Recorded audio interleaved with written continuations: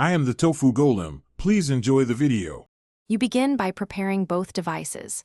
Make sure mobile data is active and battery is sufficient because tethering uses power and data. Once done, open your phone's hotspot settings and enable the hotspot. Take note of the SSID and password so you can type them into the PC.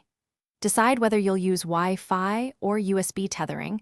USB gives faster, more stable connections and avoids wireless interference, while Wi-Fi is quicker to start without cables.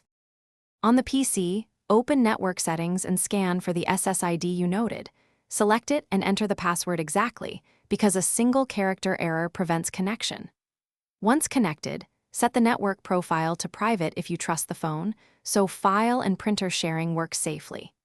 If using USB, plug the phone, enable USB tethering on the phone, and accept any driver installation prompts on the PC. This establishes a direct link and often assigns a stable IP address for predictable routing. Finally, confirm internet access by loading a website or running a quick speed check, and make sure the PC uses the phone's connection as the default gateway.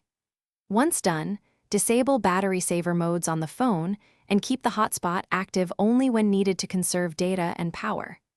If something goes wrong, one key troubleshooting step is to toggle the hotspot off and on, restart both devices, and verify carrier data or APN settings.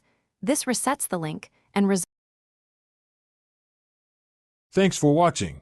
Consider subscribing if we helped you today.